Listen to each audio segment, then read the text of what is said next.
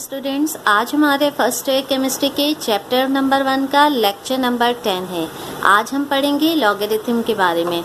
Logarithm आप लोग metric class में भी पढ़ कर आ रहे हैं। लॉगरिथम देखें क्या होता है। A logarithm is an exponent in which base is usually 10। आपको पता है कि लॉगरिथम ये होता है जिसमें हम बेस यूजुअली 10 लेते हैं, ठीक है ना। एग्जाम्पल देख लीजिए, ये हमने लिखा n इज इक्वल टू 10 और ये देखें पावर में हमने यहाँ पर x लिख दिया। अब देखें जो the power x is called logarithm to the number n। ये जो n है, ठीक है ना, आप देख रहे हैं ना, पावर x इज कॉल्ड क्या है, logarithm to the number n। यानी ये जो n है एक कोई नंबर है और ये जो है बेस 10 है और ये जो x है ये पावर है 10 की, ठीक है ना। This may be written in algebraic form as, ये देखें, log n is equal to x, ठीक है। अच्छा, the logarithm is divided into following two parts. Two parts इसके होते हैं। एक कहलाता है कैरेक्टरिस्टिक्स। कैरेक्टरिस्टिक्स क्या होता है देख लीजिए। द इंटीग्रल पार्ट होता है, इट मे बी पॉजिटिव और नेगेटिव, ठीक है। दूसरा होता है मैंटिसा। मैंटिसा क्या है, ये डेसिमल फ्रैक्शन होता है और the mantissa of a logarithm is always positive. यानी आपने देख लिया कि कैरेक्टरिस्टिक्स क्या है, इट मे बी पॉजिटिव और नेगेटिव हो सकता है कैरेक्टरिस्टिक्स, लेकिन मैंटिसा क्या है, वो हमेशा पॉजिटिव होता है, ठीक है ना। अब आप देख लीजिए determination of characteristics. To find the characteristics of a number is simpler to just consider the only numbers of the power of 10। यहाँ देख लीजिए, ये देखिए नंबर्स लिखे हुए हैं, यहाँ एक्सपोनेंशियल फॉर्म्स लिखी हुई हैं और यहाँ आपकी कैरेक्टरिस्टिक्स आ रही हैं, ठीक है। नंबर्स देखिए, ये देख लीजिए, आपको ये देख लीजिए क्या नंबर आपका लिखा हुआ है, ये 1 2 3 4 4 0 है आपके पास, फिर 1 लगा हुआ है। यहाँ देखें 10 की पावर क्या आ गई हमारे पास, 4 आ गई। अब ये जो 10 की पावर हमारे पास 4 है, यहाँ देख लीजिए कैरेक्टरिस्टिक्स हमारे पास क्या आ गए, 4। यहाँ देख लीजिए 1 2 3 3 0 है और फिर 1 है। यहाँ देखें जो ये जो बेस 10 आ रहा है, इसकी पावर हमारे पास क्या आ गई, 3 आ गई और 3 का क्या हमारे पास कैरेक्टरिस्टिक्स आया, यहाँ पे देख लीजिए कि ये 3 इसकी कैरेक्टरिस्टिक्स आ रही है। यहाँ देख लीजिए, अब आप देख लें ये हमारे पास क्या है, 2 0 लगे हुए हैं, फिर 1 यानी 100 है, 10 की पावर 2 और यहाँ पे कैरेक्टरिस्टिक्स क्या आएगी, 2। ये देख लीजिए 10 लिखा हुआ है ये, यानी 0 1 0 फिर 1 है, यानी 10 की पावर 1 और कैरेक्टरिस्टिक्स आ गई 1। इसी तरह आप देख लीजिए जब 1 है हमारे पास तो 10 की पावर हमारे पास क्या है, 0 है, कैरेक्टरिस्टिक्स यहाँ पर 0 हो गई, ठीक है। यहाँ पे देख लीजिए जब ये 0.1 है यानी लेस देन 1 क्वांटिटी है, ठीक है ना, तो यहाँ पे 10 की पावर -1 आ रही है और कैरेक्टरिस्टिक्स -1 हो गई। इसी तरह से 0.01 में 10 की पावर -2 है और कैरेक्टरिस्टिक्स क्या आ गई, -2। यहाँ देखिए 0.001 यानी 10 की पावर -3 और कैरेक्टरिस्टिक्स क्या आ गई, -3।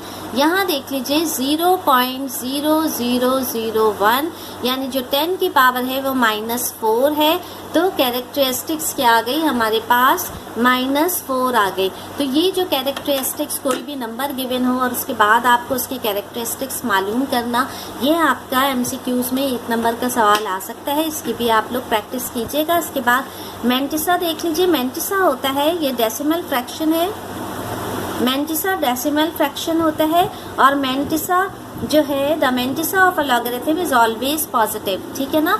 यानी ये डेसिमल फ्रैक्शन होता है और ऑलवेज पॉजिटिव होता है। और इसको मालूम करने के लिए हम क्या करते हैं, mantissa can be determined with the help of log table. Mantissa मालूम करने के लिए आपको लॉग टेबल की ज़रूरत होती है, ठीक है। देख लीजिए अब दूसरी टर्म है हमारे पास है प्रिसिजन। प्रिसिजन देखिए क्या होता है, the term precision refers to how closely different measurements of the same quantity come to each other. समझ में आया ना आपको, यानी कितने क्लोज हैं कोई भी क्वांटिटीज, चाहे कोई मासेस हो, चाहे कोई दूसरी प्रॉपर्टीज़ हो, कुछ भी हो। इसके लिए अब आप देख लीजिए, एक्सप्लेनेशन से समझ में आएगा। ये मैंने कुछ एक्सप्लेन किया है, ये देख लीजिए। पहला 2 कॉलम बना लीजिए आप। 2 कॉलम बनाया, एक इसका नाम है कॉलम ए रख दिया, इसका नाम कॉलम बी रखा, ठीक है ना।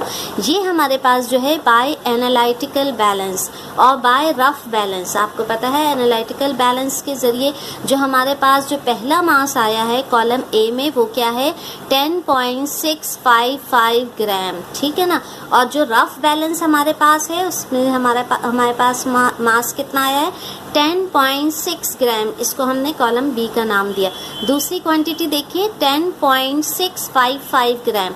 अब आप इन दोनों क्वांटिटीज़ को देख सकते हैं, ये हमने एनालिटिकल बैलेंस से ये मासेस हमने मेजर किए हैं, ठीक है ना।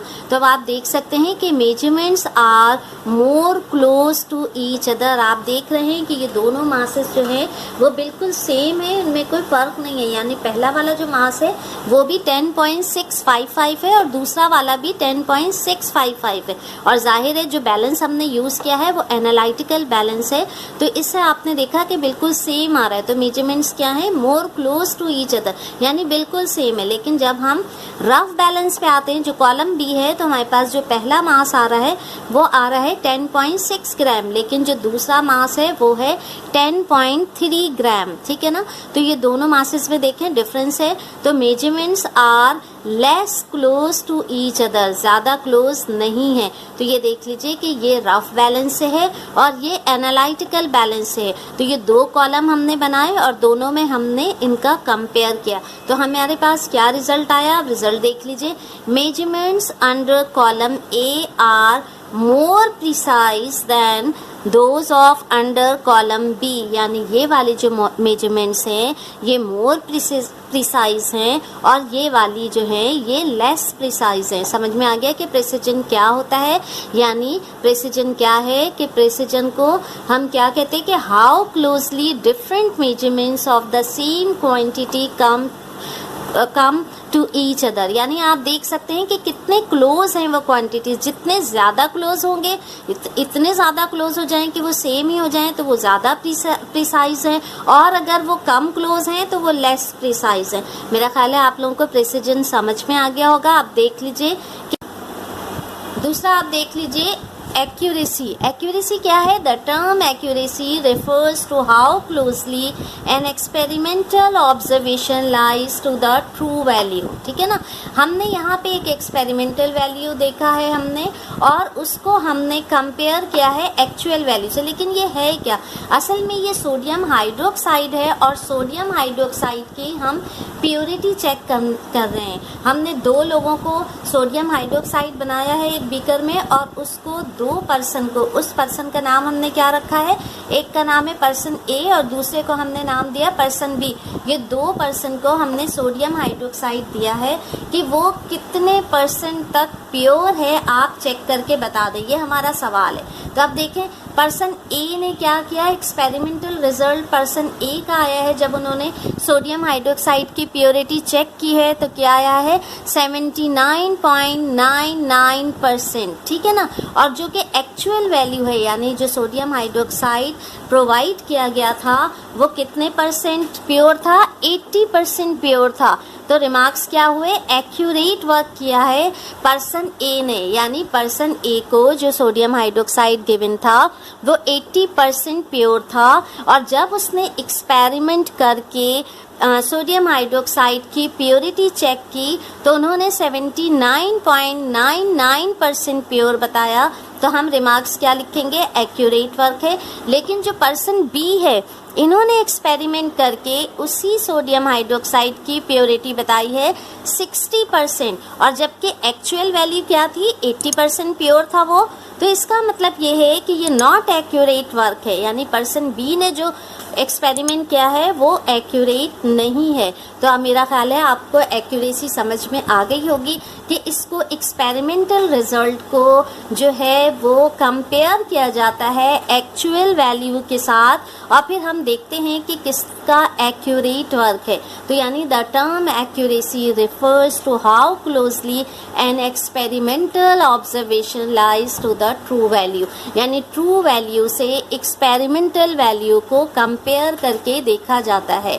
ठीक है, मेरा ख्याल है ये आपको समझ में आ गया होगा।